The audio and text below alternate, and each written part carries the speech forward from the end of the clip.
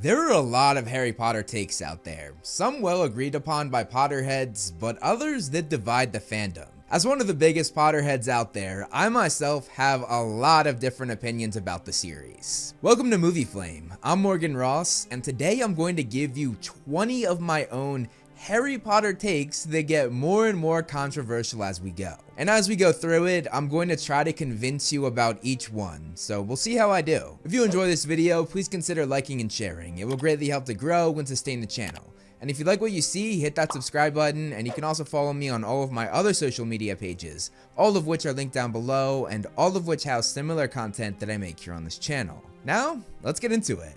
Number 20, the house system doesn't make sense. I feel like most people agree with this one. The housing system at Hogwarts is severely flawed.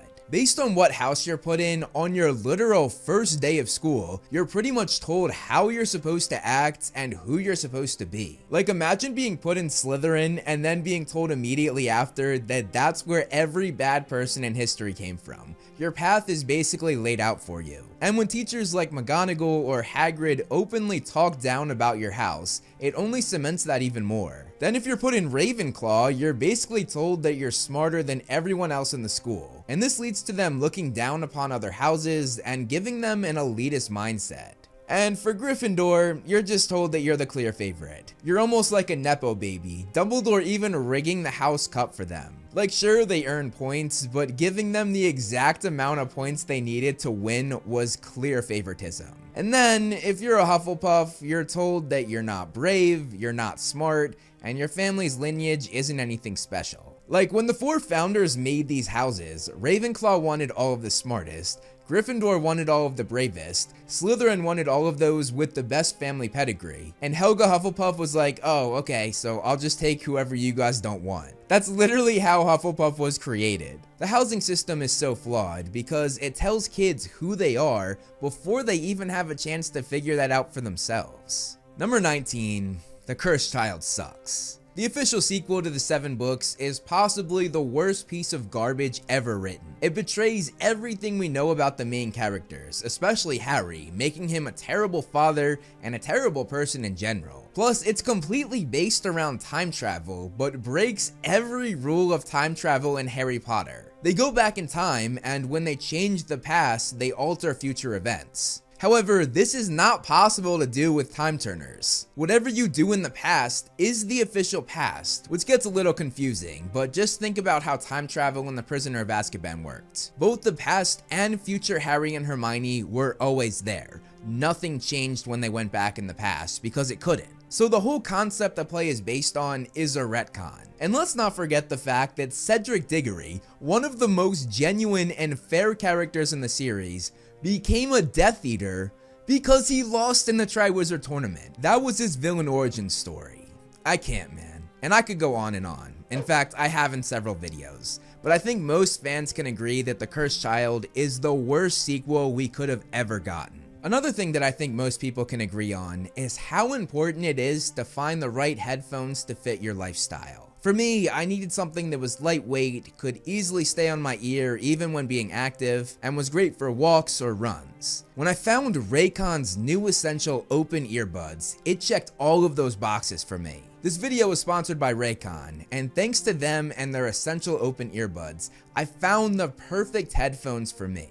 They slip on my ear effortlessly with a rotating ear hook, and this makes them both stay secure and comfortable even for my longest walks and runs. And because they don't block out the world, I'm able to enjoy the sounds of nature and my surroundings. Pair that with 8 hours of playtime and a 36-hour battery, my Raycons rarely leave my ears, whether I'm outside or inside. They also have 3 sound modes tailored to your preferences, and their audio quality rivals the big audio brands you know and love at half the price. Keep your ears open and your holiday playlist rolling with Raycon's essential open earbuds. These open earbuds let you stay connected to your surroundings while enjoying your favorite music, podcasts, or calls. And this Black Friday and Cyber Monday, you can save up to 30% on all Raycon audio products. Go to buyraycon.com/movieflameopen for this discount, because it's the perfect time to upgrade your sound or get ahead on gifting. These early deals won't last long though, so shop now before they're gone. Now back to the show. Number 18, Harry has a hero complex. This take isn't ever explicitly said in the source material, but it's basically said, so I feel like it's a pretty unanimous take. Hermione tells Harry that he likes to play the hero when he decides to go after Sirius in the Order of the Phoenix. Voldemort knew this about Harry and expertly baited him, which resulted in Sirius dying. And let's not forget the second task of the Triwizard Tournament, where Harry decides not to grab Ron and win the task, but instead decides to stay back to make sure that everyone else was safe. Ron was so exasperated with Harry for playing the hero, pointing out that the school would never put them in any real danger. Harry's hero complex is honestly annoying at times, and I feel like most fans would probably agree on this. Number 17, Quidditch is a dumb sport. I think that over the years, many fans have realized how dumb this game is. The only position that really matters is the Seeker. Having chasers, beaters, and a keeper is pretty much irrelevant in most Quidditch games. One player being able to get 150 points is so dumb when every other score in the game is worth a measly 10 points. Imagine if in hockey there was another small goal moving around the ice, and if you managed to get the ball inside, it would be worth 30 points and would instantly end the game. That would make hockey so lame. And I guess you can make the argument that beaters are somewhat relevant, being able to defend their Seeker and mess with the other team's Seeker. But the other 4 players, the keeper and the 3 chasers, may as well not even be there. Unless they score 160 points, not to mention hold the other team to no points, which is insanely hard to do, they have no impact on the game. Quidditch just doesn't make sense. Number 16, Arthur is the best father in the series. Let's just run through it. Lucius was a Death Eater and set his son on the same path. Vernon created possibly the most terrible child imaginable. Lupin left his wife when she was pregnant. James was an arrogant bully who didn't have much time to redeem himself before dying. Amos Diggory pushed his son too hard when he didn't want it. Xenophilius allowed his daughter to believe in make-believe things to the point where it was embarrassing. Barty Crouch sent his son to Azkaban. Percival Dumbledore got sentenced to life in Azkaban. Tom Riddle Sr. abandoned his wife and son, although I don't really blame him for that one. And let's not forget all of the pureblood parents like Sirius and Regulus's father, the Black Sisters' father, Crabbe and Goyle's fathers, all of whom are either Death Eaters or fully supported Voldemort, and so on and so forth. Arthur is the only consistently good dad in the series. Number 15, Fred's death was the most heartbreaking. There were a lot of deaths in the Harry Potter series, but I think Fred's was the most devastating. Him dying was so unnecessary, and therefore so unexpected, which made it hurt that much more. We had also known Fred from the very beginning. We didn't know Sirius and Lupin until the 3rd book, didn't know Moody until the 4th book, and actually barely knew him until the 5th. We didn't know Tonks until the 5th book, and didn't know Dobby, who was also pretty annoying to us, until the 2nd book. I feel like the only comparable one is Dumbledore, but even then, he was a mystery for the beginning few books, so we barely knew his personality until later. Meanwhile, Fred was so beloved, and we knew and loved his personality from day one. And everyone else's reaction made it even worse and even more heartbreaking. Especially with him and Percy finally laughing together again, only for Fred to die with the last laugh still etched upon his face. It broke me, and I'm sure most Harry Potter fans, more than any other death in the series. Number 14, Hermione was right about the house elves. The books make all of the characters roll their eyes when Hermione brings up S.P.E.W, asking like what she was doing was dumb. Even the house elves themselves thought this. However, therein lies the problem. Everyone is so desensitized to literal slavery that they don't even give it a second thought. And the house elves are so brainwashed that they think they're happy being enslaved. Hermione was trying to abolish slavery, which I don't think there's any argument you could make to say that that's not the right thing to do.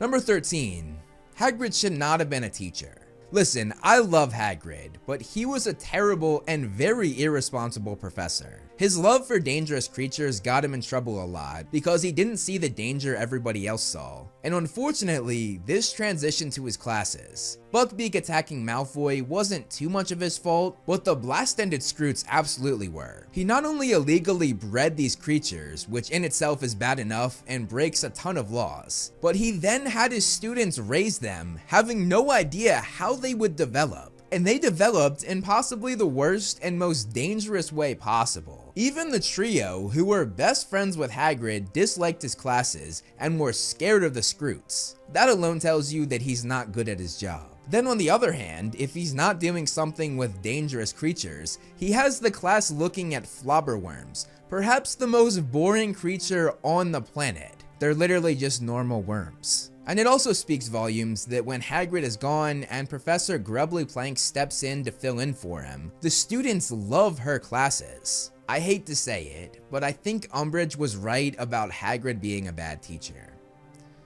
Oof. Number 12. Cho Chang is overhated. Many fans despise Cho Chang, but she honestly doesn't deserve all the hate she gets. Sure, she and Harry had a rough breakup, but that doesn't justify how much people dislike her. People love to say that she was overly emotional and cried too much, that she used Harry as a rebound, and that she was the reason the DA was caught. But let's run through those points really fast. The reason she was crying was because she witnessed her boyfriend's dead corpse appear completely unexpectedly. The PTSD she got from that was absolutely valid. That would mess anyone up, much less a teenager. Her crying over that is not annoying, it's expected. Then people saying that she used Harry as a rebound. That's not true at all. She genuinely liked Harry before she started dating Cedric, and had he asked her to the Yule Ball first, they probably would have been together much sooner, and probably would have had a better chance of succeeding as a couple. And I feel like people saying that she was the reason why the DA was disbanded was either because you only saw the movies where she was the actual person to tell Umbridge, which was not the case in the book, or you have the weak argument in the book that she didn't rat them out specifically, but her friend that she brought to the club did. And both can easily be defended. In the movie, she didn't willingly tell Umbridge. Umbridge slipped her truth-telling serum. And in the book, how the hell was she supposed to know that one of her best friends would betray her? Honestly, she not only saw the club be put to an end, but she also lost one of her best friends. Cho was for sure overhated, and she doesn't deserve it. Number 11, Snape was weird. Snape was a creep, plain and simple. He was obsessed with a woman who he hadn't talked to since he was 16 years old, and he dedicated his life to her when she probably hadn't even given him a second thought since their falling out. He was in love with a woman who never saw him as any more than a friend, and then saw him as a racist when he called her a mudblood. And the fact that his Patronus turned into hers, it's laughable, dude, and it's pretty pathetic. Number 10. Harry should not have named his son after Snape. Going off my last take, this is one that never sat right with me. This was a man who spent 6 years absolutely tormenting Harry and his friends, taking this to levels of illegal threats, unfair punishments, and just straight up bullying. And when you remember the fact that had the prophecy that Snape willingly gave to Voldemort had been about anyone else besides Lily's family, he would have just let them die without batting an eye. Let me say that again. He was fully willing to let a baby die. And then when he did decide to tell Dumbledore what he had done, he still didn't care if Harry and James died, asking Dumbledore just to protect Lily. This made Dumbledore say that Snape disgusted him, and hearing Dumbledore say that about you, you know you're a shitty person. So circling back, Harry named his son after a man who was willingly going to let him and his father die. Make it make sense. He should have named his son after Hagrid. Number 9, Dumbledore was kind of evil. Dumbledore might seem like one of the best and most caring people to ever live, but he had a dark side. If we go back to his younger days, he was fully planning to take over the wizarding world and rule over muggles. Sure, he turned back, but only when his sister died, possibly from a spell that Albus himself shot. But honestly, that's not even the worst part. In his later years, Dumbledore basically groomed, or as Snape said, raised Harry like a pig for slaughter. He knew that Harry would eventually have to die, and went about having this information in possibly the worst way. The way he treated Harry, the way he interacted with Harry, it made all of this so much worse. Dumbledore can definitely be classified as evil when you take a deeper look. Number 8, Voldemort was not good at being a villain. Now let me start off by saying that Voldemort is actually my favorite character in the entire series, but he was not successful at being the bad guy. If we compare Voldemort to Gellert Grindelwald, Grindelwald seized power across all of Europe for decades. Meanwhile, Voldemort only had semi-control over the Ministry of Magic for a few months. Then he couldn't even overtake a school. And Grindelwald had to be stopped by possibly the greatest wizard of all time, Albus Dumbledore. And Voldemort was defeated by a 17-year-old boy who used the disarming spell to beat him. Obviously, there was a lot more that went into that with the power of love. But on paper, that's hilariously embarrassing. Then the thing that really shows how badly he failed is the fact that he spent his entire life with the goal of living forever. But then he died at the age of 71, which is 2 years below the average lifespan for a muggle, much less for a wizard who can live well past the age of 100. He was just not good at being a villain. Number 7. Fred and George were some of the best wizards in the series. Fred and George are the class clowns. They barely took any OWLs or any WTs. They constantly disappointed their mother with their desired career path. And while many see them as just the pranksters, you're missing the fact that they're some of the most brilliant wizards we ever meet, especially for their age. The products that they make for their joke shop were some of the most innovative and creative uses of magic known to man. Even Hermione gave them credit when she was very impressed with their invisibility hats, which were able to extend the charm to their whole body. Then the experiments that they conducted over the years to make their candy products were nothing short of ingenious, using doxy venom, Murlap essence, engorgement charms, and much more. Not to mention how creative their actual ideas were. Then the Ministry of Magic realized how valuable their magic was with the twin shield hats. They bought 500 of them, giving them to each one of their Aurors, and the Ministry would continue to use these for years, meaning the twins had a part in revolutionizing the future of wizarding law. They were literal geniuses, and I feel like nobody gives them credit for this. Number 6, the Fantastic Beasts movies were actually pretty good. Now, I'm not saying that they're masterpieces, but they're fun watches that add a lot of great lore to the series. The first one was actually well liked when it first came out, but for some reason, people just started to hate on it all of a sudden. It was a magical film that introduced us to some awesome magical beasts, developed some great characters, and gave us our first look at the wizarding world in the US. Then, The Crimes of Grindelwald. I feel like people just jumped on the wave of saying they didn't like it because a few bigger movie reviewers said this themselves. But I think this was another fun installment. A lot of people were mad that it didn't follow Newt as much and instead followed Dumbledore and Grindelwald. But honestly, I feel like Newt's main story was pretty much told in the first film. I was glad that they changed it up and thought it was fascinating to see a young Dumbledore and his relationship with Grindelwald. And as for the third film in the series, this is another intriguing story that brings together all different wizarding governments and explores the larger politics of the wizarding world. It also shows us Grindelwald at the height of his power, and let's not forget how well it developed the Dumbledore family, with Aurelius Dumbledore and more about Ariana, who thanks to these movies we now know was an obscurial. These films are pretty good if you don't just sit down expecting to hate them. Alright, we've reached the top 5, so these are going to be my 5 most controversial takes. I'm gonna try to convince you about each one though. Number 5, Umbridge is not as evil as everyone says. People are constantly saying that Umbridge is more evil than Voldemort. Hell, I even did a poll on my community tab about who was more evil, and 82% of people said Umbridge. But come on guys. Umbridge is a terrible person and did some terrible things, but she's nowhere close to most Death Eaters, much less Voldemort himself. They have all murdered countless people in cold blood, literally the worst act any human can commit.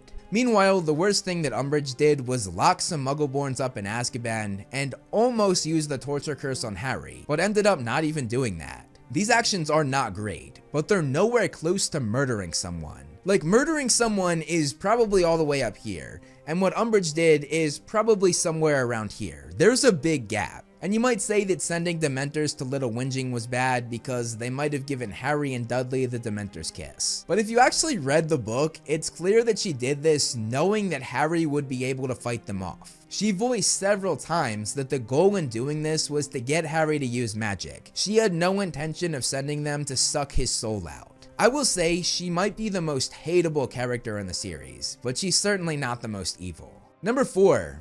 Peter Pettigrew isn't as useless as everyone thinks. Wormtail is viewed as an incompetent idiot who has no worth and can't do anything right. But Pettigrew did something that no other Death Eater could do. He tracked Voldemort down in the Albanian forest, which only Quirrell had done, but he didn't find him on purpose, he just happened to stumble upon him. Bellatrix and 4 other powerful Death Eaters actively spent time looking for him, even taking hostages and torturing them, but still couldn't do what Wormtail did, finding their master. And Wormtail not only managed to find Voldemort, but when he did find him, it got even harder. He had to make complex potions to keep Voldemort upright. He had to transport Voldemort without being caught by the Ministry, which was important considering the fact that everyone thought that both of them were dead. And he even hoodwinked a Ministry official named Bertha Jorkins. And he actually got her to come back with him, which, if that means what I think it means, I don't know how he pulled that one off. And let's not forget the fact that he pulled off one of the most insane crimes and framing jobs the Wizarding World had ever seen. He geniusly manipulated the crowd when Sirius was coming after him, twisting Sirius's words that accused him to make it seem like Sirius was the traitor. He then caused an explosion so large that it killed 12 Muggles, which again, I don't even know how he did that.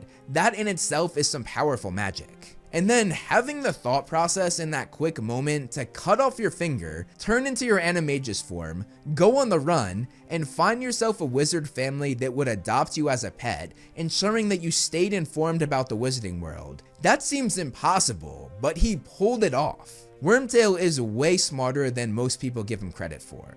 Number 3. Barty Crouch Jr. was the best defense against the dark arts teacher. Harry and the gang had a lot of defense against the dark arts professors, but none of them were as good as Fake Moody, aka the evil Death Eater Barty Crouch Jr. If we go through it, Quirrell did nothing of note other than having Voldemort on the back of his head. Snape, a bully who loved the dark arts so much that the defense should have been taken out of the class's name. Lockhart, his students were better at magic than him. Umbridge, well, she's Umbridge. And Lupin, he probably comes the closest, but I still think that Barty Crouch Jr. was better. Lupin taught them simpler stuff, like working with Grindylows or learning more basic parts of the dark arts. Sure, he was a good teacher, but he didn't give his students real practical knowledge. Barty Jr. pushed these kids in a way that Lupin never did, showing them and actually using the most advanced parts of the dark arts on them, and had real success with it. He got Harry to fight off the Imperius Curse, which is absolutely insane. That takes a true educator. And Harry actually used this when he faced Voldemort at the end of the school year, and he was able to sort of fight off Voldemort's Imperius Curse. All thanks to his professor that year, Barty Crouch Jr. And on top of that, Barty Jr. was also the professor that helped Harry realize his career path. It was because of Crouch that Harry wanted to become an Auror for the Ministry. Barty Jr. was the best defense against the dark arts teacher Harry ever had. Number 2. Sirius is the same as Snape.